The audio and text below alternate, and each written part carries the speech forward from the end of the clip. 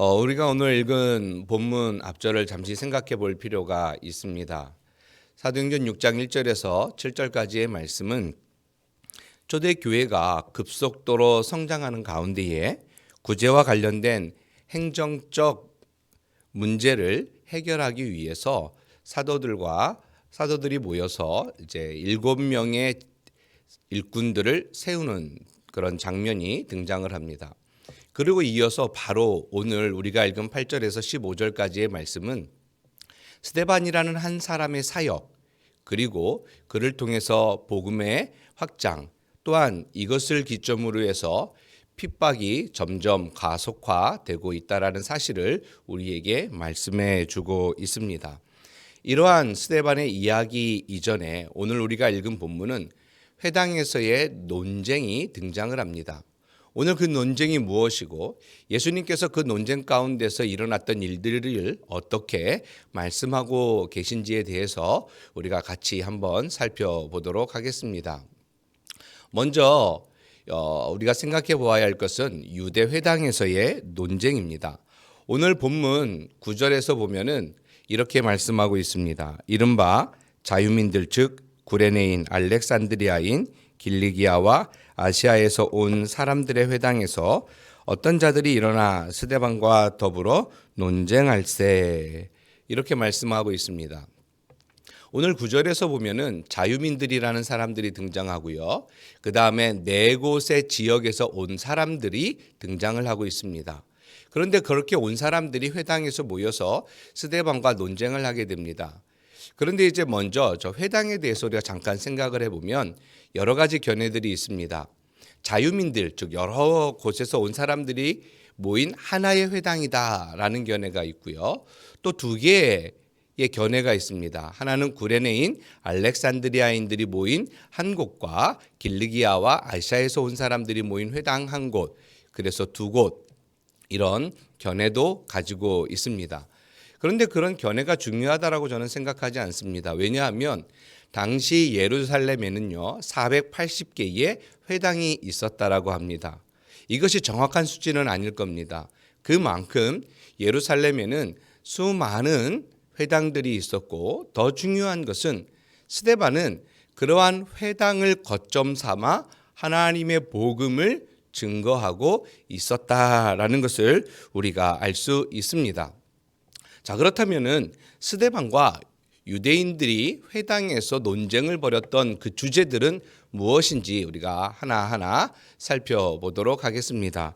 11절에 그 논쟁의 주제를 하나로 이야기합니다. 그것은 무엇이냐면 모세와 하나님을 모독하는 말을 했다라는 겁니다. 다시 말하면 신성 모독입니다. 모세와 하나님을 모독했다.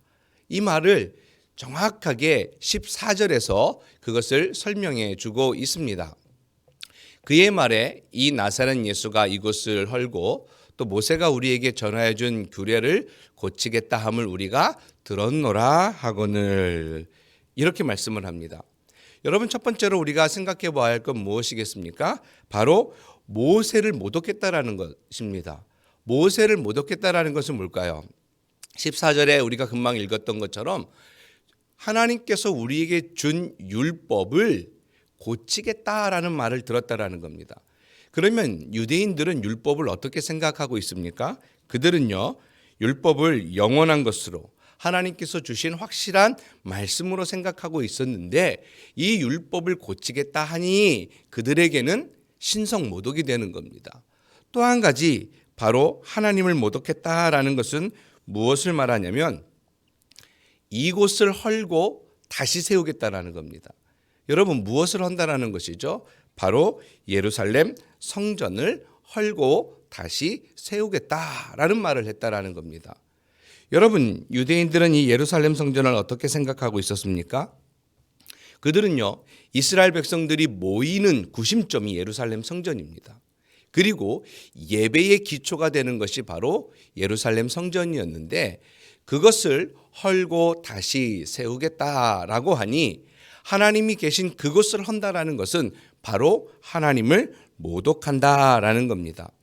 이처럼 회당에 모인 사람들은요, 스데반을 이중적인 죄를 적용해서 그에게 하나님과 모세를 모독했다라고 말하고 있습니다. 자, 그렇다면은요, 이렇게 스데반을 향해서 죄를 적용한 유대인 그들에 반해서 예수님께서는 이 성전과 또 율법에 대해서 어떻게 가르치셨는지에 대해서 우리가 생각해 보아야 합니다. 먼저 예수님이 성전에 대해서 어떻게 가르치셨습니까? 마가복음 14장 58절에 보면은 우리가 그의 말을 들으니 손으로 지은 이 성전을 내가 헐고 손으로 짓지 아니한 다른 성전을 사흘 동안 지으리라 하더라 하되. 유대인들이 이렇게 질문을 한 겁니다. 우리가 46년 동안 이 예루살렘 성전을 지었는데 내가 어떻게 3일 동안 이 성전을 짓겠느냐라고 질문을 하는 장면입니다. 여러분, 예수님과 유대인이 생각하는 성전의 개념이 완전히 어긋난 거예요. 완전히 다른 방향으로 가고 있다는 것을 우리가 잘 알고 있습니다. 유대인들이 생각하는 성전은 무엇입니까, 여러분? 눈에 보이는 성전입니다. 눈에 보이는 가시적인 성전. 그러니까 건물로서의 성전의 중요성을 가지고 있습니다. 그러나 예수님께서 말씀하신 성전은 무엇입니까? 자기 몸을 두고 말씀하고 있다라는 것을 우리가 기억해야 합니다. 요한복음 2장 21절에 이렇게 말씀하시지요. 예수는 성전된 자기 육체를 가리켜 말씀하신 것이라 이렇게 말씀합니다. 그러니까 예수님께서 자기 몸이 성전이다라고 말씀하시는 것은요, 십자가에서 죽으시고 3일 만에 다시 살아나신 그 부활의 몸을 말씀하고 계신 것과 동시에 유형의 성전을 대신할 그의 영적인 몸인 교회를 두고 말씀하신 겁니다. 그래서 마태복음 12장에 보면은요, 예수님께서 나는 성전보다 더 큰 자다라고 말씀하실 정도로 자신이 성전됨을 예수님께서는 계속해서 말씀을 하셨습니다. 여러분, 우리가 한 가지 더 기억해야 할 것은 뭘까요? 여기에서 더 나아가서 성전은 단순하게 이제는 우리의 눈에 보이는 그 성전이 아니라 이제는 우리가 성전이라는 겁니다. 그래서 고린도전서 3장 16절에는 너희는 너희가 하나님의 성전인 것과 하나님의 성령이 너희 안에 계신 것을 알지 못하느냐 이렇게 말씀을 합니다. 여러분, 그러니까요, 이 성전의 개념이 세 가지로 흘러갑니다. 첫 번째는 보이는 성전입니다.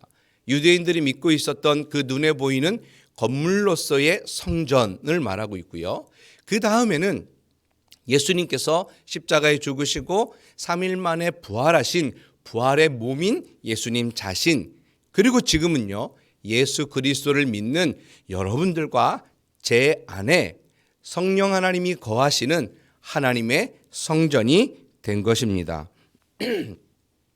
그렇기 때문에요, 성전은 하나님의 임재의 상징적인 처소로만 여겨지는 것이 아니라 이제는 예수 그리스도를 예표하는 성전이었는데 그 성전이 예수 그리스도께서 오심으로 더 이상 구약적 의미의 성전은 우리에게 필요하지 않다라는 것을 우리에게 말씀해 주셨습니다. 그런데 유대인들은 어떻게 알고 있는 거예요? 성전을 여전히 숭배하고 있다라는 겁니다. 전혀 이해하지 못하고 있는 거죠. 그렇기 때문에 스데반이 말하고 있는 이 성전의 개념을 이해하지 못하고 있기 때문에 그들은 하나님을 모독하고 있다라는 죄를 적용하고 있는 겁니다. 두 번째로 모세의 율법에 대해서 어떻게 가르치셨는지 우리가 생각해 보아야 합니다. 마태복음 5장 17절에 주님께서 이렇게 말씀하셨어요. 내가 율법이나 선지자를 폐하러 온 줄로 생각하지 말라. 폐하러 온 것이 아니요 완전하게 하려 하심이라. 주님께서 정확하게 말씀하십니다. 나는 율법을 폐하러 온 것이 아니다. 여러분, 폐하다라는 뜻이 뭘까요? 완전히 없애버리다. 이 율법을 무효화시킨다라는 뜻을 가집니다. 그렇기 때문에 만약에 예수님께서 율법을 없애버리고 무효화시키기 위해서 오셨다라면 예수님도 존재 가치가 없어지는 겁니다. 왜냐하면 그 구약에 있는 말씀을 인정하지 않기 때문에 이 구약이 없다면 신약도 존재할 수 없는 겁니다. 그렇기 때문에 예수님께서는 구약을 폐하러 온 것이 아니라 어떻게 해요? 완성하러 오셨다. 다시 말하면 구약과 신약을 어떻게 해요? 연결하시기 위해서 오셨을 뿐만 아니라 이 율법을 완전하게 지키심으로 말미암아 율법의 요구를 성취하고 완성하신 분이다라는 것을 우리에게 설명해 주고 있습니다. 여러분, 여기에 귀한 진리가 있습니다. 세상에 사람들 중에 율법을 완전하게 다 이룬 사람이 있을까요? 단 한 사람도 없습니다. 그런데 예수님께서는요, 이 모든 율법을 완성하셨고 완전히 지키셨습니다. 이것을 통해 우리가 알 수 있는 건 뭘까요? 예수 그리스도는 완전한 신이다. 예수 그리스도께서는 완전한 하나님이다라는 것을 우리에게 설명해 주면서 그분은 우리를 구원할 메시아이다라는 것을 우리에게 말씀해 주고 있습니다. 그렇기 때문에 예수님은요, 율법 폐기론자가 아니라 율법을 완성하시고 우리의 구원자로 오셨다라는 것을 설명하고 있습니다. 그런데 회당에 모인 유대인들은 이것을 전혀 깨닫지 못했어요. 예수 그리스도 자체도 인정하지 않았을 뿐만 아니라 이 율법에 대한 예수 그리스도께서 완성하시고 성취하시고 구약과 신약을 연결하신 분이다라는 것을 도무지 그들이 깨닫지 못하는 무지 속에서 스데반을 어떻게 해요? 정죄하고 있는 거예요. 그래서 모세를 모독한 것이다. 하나님을 모독한 것이다. 이것은 신성 모독죄다라고 그에게 적용하고 있는 겁니다. 그런데 스데반은 어떻습니까? 이 사실을 너무나 잘 알고 있는 거예요. 깨닫게 된 겁니다. 그래서 이것을 그들에게 전하지 않을 수 없었고 그들에게 확실한 것이 무엇인가를 선포했던 겁니다. 왜 그럴까요? 이것이 복음이기 때문에 그렇습니다. 이 복음이 사람을 살리는 것이고 미래의 소망이기 때문에 스데반은 이 복음의 역사를 확실하게 경험한 자로 이 복음을 전해야 된다라는 확실한 사명을 그에게 가지고 있었기 때문에 그들에게 확실한 성전이 무엇인지 율법의 완성자가 누구인지를 그들에게 가르치며 논쟁을 하고 있었던 것입니다. 두 번째로 우리가 생각할 거는요, 바로 어떻게 이런 대담한 논쟁을 할 수 있었을까라는 생각을 해보게 됩니다. 오늘 10절에 이렇게 말씀하고 있습니다. 스데반이 지혜와 성령으로 말함을 그들이 능히 당하지 못했다라고 말씀합니다. 여러분, 스데반은 지혜와 성령이 충만한 사람이다라고 말합니다. 6장 1절에서 7절에 보면은요, 7사람의 일꾼을 선출할 때에 어떻게 선출했는가라는 것을 우리가 볼 수 있습니다. 6장 3절에 보면 성령과 지혜가 충만한 사람, 또 5절에 보면 믿음과 성령이 충만하고 오늘 우리 본문에 들어와서 스데반을 두고 이렇게 말합니다. 그는 은혜와 권능이 충만하고 지혜와 능력으로 말한다. 이렇게 말씀을 하고 있습니다. 그러니 우리가 여기서 살펴볼 수 있는 건 뭡니까, 여러분? 스데반이 그 회당에 들어가서 유대인들과 논쟁을 담대하게 할 수 있었던 것은 그가 성령으로 충만하여 하늘로부터 내려오는 믿음과 은혜와 지혜로 그들에게 말하고 있다라는 사실을 우리가 알 수 있습니다. 개인의 능력이 아니었습니다. 인간적인 권위도 아니었고 지식의 풍부함이 아니었습니다. 그가 담대하게 하나님의 말씀을 증거하고 복음을 풀어서 설명하며 그들과 논쟁할 수 있었던 것은 바로 성령 충만한 그에게서 찾을 수 있다라는 겁니다. 여러분, 이것을 보여주는 것이 바로 오늘 우리가 금방 읽었던 10절 마지막 부분에 보면 그 유대인들이 모였던 회당, 그 모든 사람들이 스데반을 능히 당하지 못했다라는 단어입니다. 이 능히 당하지 못했다라는 이 단어는요, 두 단어로 되어져 있습니다. 대항하다 그리고 서다, 이런 두 단어가 합성해서 한 단어가 된 건데요. 그러니까 스데반하고 대항해서 어떠한 것도 하지 못했다라는 것을 증명해 주고 있습니다. 이것을 저는 이렇게 말하고 싶습니다. 성령으로 충만한 스데반은 성경적이고 논리 정연하게 말하는 스데반의 언변에 아무도 반대 논리를 펴지 못했다라고 저는 말하고 싶습니다. 여러분, 어부였던 베드로가 변화되어서 죽는 날까지 복음을 증거할 수 있었던 이유는 무엇일까요? 스데반이 이렇게 예수님의 가르침을 유대 회당에서 담대하게 전할 수 있었던 그 단 한 가지, 그건 뭘까요? 성령 충만입니다. 성령 하나님께서 나에게 찾아오시고 그 하나님께서 나에게 계속해서 충만하게 역사하시는 그 놀라운 은혜가 있었기 때문에 스데반도 베드로도 사도 바울도 그 복음을 증거할 수 있었던 겁니다. 이것을 우리는 사도행전 9장 17절에서 발견합니다. 너로 다시 보게 하시고 성령으로 충만하게 하셨다라고 말씀하고 있습니다. 여러분, 사도 바울의 눈이 멀어졌습니다. 그런데 아나니아라는 사람을 통해서 다시 그가 활짝 세상을 볼 수 있게 하시고 성령으로 충만케 하시고 난 이후에 하나님께서 사도 바울을 어떻게 사용하셨습니까? 하나님께서는 그를 이방 선교의 주력으로 사용하셨고 온 세계의 복음을 증거하는 증인으로 그를 사용하셨습니다. 하나님께서는 사람을 부르시고 그냥 우리의 능력과 우리의 힘과 우리의 경험과 지식으로 하도록 내버려 두지 아니하시고 지속적으로 성령의 충만함을 우리에게 부어주심으로 말미암아 하나님이 우리에게 부어하신 그 사명과 그 증인으로서의 일들을 분명하게 할 수 있도록 우리에게 지금도 성령 하나님을 충만하게 채워 주신 것입니다. 여러분, 우리는 그렇기 때문에 에베소서 5장 18절에서 말씀하신 것처럼 술 취하지 말라 이는 방탕한 것이니 오직 성령 충만함을 받으라 라고 말했던 사도 바울의 이 말씀을 우리가 기억해야 합니다. 성령 하나님은 우리가 믿을 때 단회적으로 우리에게 임하십니다. 그 하나님은 떠나지 않습니다. 그 성령 하나님은 결코 우리를 떠나지 않습니다. 그러나 그 하나님, 그 성령 하나님이 우리에게 오셨다고 해서 그 충만함이 계속 지속되는 건 아닙니다.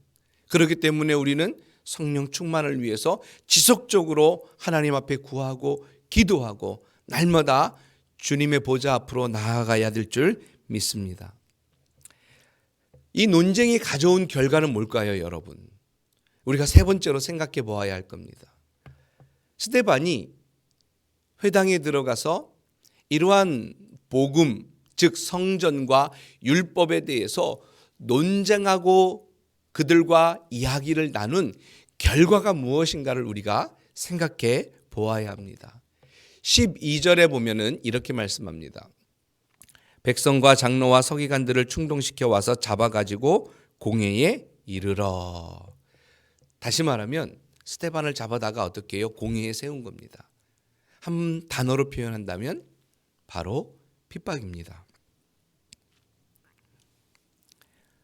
하나님의 말씀을 증거하는 스데반을 사람들을 매수하고 거짓말을 하게 하고 잡아다가 핍박을 하게 됩니다. 바울은 디모데후서 1장 8절에서 이렇게 말합니다. 오직 하나님의 능력을 따라 복음과 함께 고난을 받으라. 저는 여기에서 이런 생각을 해보았습니다. 스데반이 이제 설교를 마치고 7장에 가면은 설교를 다 마치고 난 뒤에 돌에 맞아 순교를 하게 됩니다. 그때의 스데반은 어떤 마음을 가졌을까라는 생각을 해보았습니다. 그래서 저는 이런 결론을 내립니다. 세 단어로 결론을 내렸습니다. 그것이 바로 이겁니다. 일사각오, 지사충성, 여주동행. 이 세 단어가 스데반에게 딱 적용되는 말이다라고 저는 생각했습니다. 일사각오, 지사충성, 죽기를 각오하며 충성을 다했다라는 겁니다. 그 이유가 세 번째 단어입니다. 여주동행. 하나님께서 끝까지 우리와 함께 하신다라는 이 사실을 스데반이 알았기 때문에 끝까지 죽기까지 핍박을 당하면서 순교하면서 그 길을 선택했던 것입니다. 이 믿음이 바로 우리의 믿음이 아닐까요? 신앙의 많은 선배들이 복음 때문에 순교의 길을 걸어가게 됩니다. 그들은 좁은 문을 들어가고 좁은 길을 걸어갔던 사람들입니다. 자기를 부인하고 십자가를 짊어지며 그 십자가를 삶에 적용하며 살아갔던 사람들로 그들은 십자가의 흔적을 가지고 살아간 사람들입니다. 여러분, 우리도 십자가의 흔적이 있지 않습니까? 오늘 여러분들이 있는 그 자리에서 이렇게 온라인으로 예배를 드리고 있는 그 한 가지가 바로 여러분들이 십자가의 흔적을 가지고 있는 겁니다. 여러분들이 말씀을 듣고 그 말씀을 가지고 어쨌든 삶에 적용하며 살아가려고 몸부림치고 또 몸부림치고 어떠한 어려움이 와도 십자가를 짊어지며 내 것을 포기하고 있다는 그 사실이 바로 여러분들도 동일하게 일사각오, 지사충성, 여주동행 이 말씀을 하나님 앞에 온전히 지키며 살아가려고 하는 십자가의 흔적을 우리도 가지고 있는 것 아니겠습니까? 저는 이 십자가의 흔적이 우리에게서 멈춰지면 안 된다라고 믿습니다. 이제는 이 십자가의 흔적, 일사각오, 지사충성, 여주동행 이 선조들이 가지고 있었던 순교자의 이 정신을 우리도 가질 뿐만 아니라 우리의 후손들이 이 순교자의 길을 걸어갈 수 있도록 인도해야 할 것입니다. 오늘 스데반이 주었던 이 단순한 유대회당에서의 논쟁은 그냥 논쟁으로 끝나는 것이 아닙니다. 이러한 하나님의 깊은 뜻이 우리 안에 있다라는 것을 우리는 기억해야 합니다. 마지막으로 스데반의 마지막 모습을 우리가 한번 살펴보아야 합니다. 오늘 본문 15절에 그의 마지막 얼굴은 어떻습니까? 공회 중에 앉은 사람들이 다 스데반을 주목하여 보니 그 얼굴이 천사의 얼굴과 같더라 이렇게 표현하고 있습니다. 여러분, 그 회중 공회 중에 있었던 사람들이 스데반의 얼굴을 보니까 어떤 거예요? 얼굴이 막 빛나기 시작하는 겁니다. 천사의 얼굴처럼. 여러분, 그런데 이 천사의 얼굴과 같다라는 것에서 우리가 한 가지 찾을 수 있는 대목이 있습니다. 어디서 본 것 같지 않습니까? 여러분, 모세가 하나님에게 그 율법을 받고 내려올 때에 그의 얼굴이 어떻습니까? 아주 빛난 얼굴로 바뀌었습니다. 여러분, 바로 이 천사의 얼굴이다라는 것은 바로 모세가 율법을 받고 내려왔을 때의 빛난 얼굴을 연상케 합니다. 저는 여기에서 하나님께서 분명한 목적이 있다라고 생각을 합니다. 두 가지 목적입니다. 첫 번째는요, 바로 이 천사의 얼굴과 같다라는 것은 하나님이 지금 스데반과 함께 하고 있다라는 겁니다.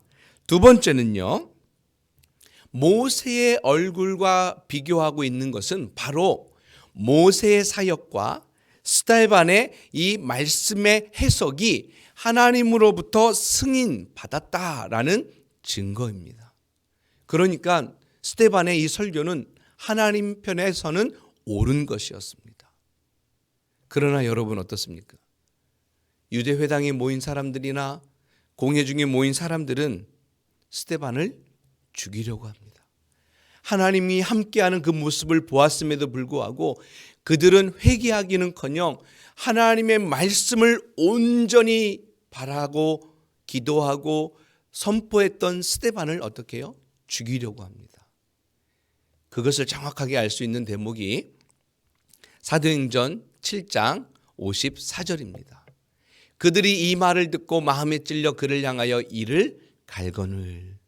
스데반의 설교가 다 끝나고 난 뒤에 사람들의 마음이 어떻습니까? 마음에 찔려 합니다. 그런데 여러분, 이 마음에 찔리다라는 이 단어는 그냥 마음에 찔려서 회개한다라는 단어가 아닙니다. 이 단어는요, 사도행전 5장 33절에 보면은 그들이 듣고 크게 노하여 사도들을 없이 하고자 할세라는 단어가 있습니다. 여기서 사도행전 5장 33절에 보면 크게 노하여라는 단어가 있습니다. 이 크게 노하다라는 것은 금방 보았던 7장 54절에 마음에 찔려라는 단어와 동일한 단어입니다. 근데 이 단어가 어떤 뜻을 가지고 있냐면 조각조각 톱질하다라는 뜻입니다. 그러니까 스데반의 설교를 듣고 난 많은 사람들의 마음이 어떻다고요? 복음을 듣고 회개하고 예수 그리스도 앞에 나아가 하나님 저는 죄인입니다. 주님은 우리의 구원자다라고 고백하는 사실이 아니라 마음에 찔려 스데반을 죽이려고 하는 그 분노의 마음이 극에 달했다라고 표현하고 있는 겁니다. 그러나 스데반은 이러한 사람들 앞에서 위압당하거나 좌절하거나 내가 왜 이 복음 앞에 섰을까 후회하지 않습니다. 그는 더 당당했습니다. 왜요? 하나님이 그와 지금 함께 하고 있었기 때문입니다. 여러분, 이것이 성령 충만한 사람의 마지막 모습입니다. 우리는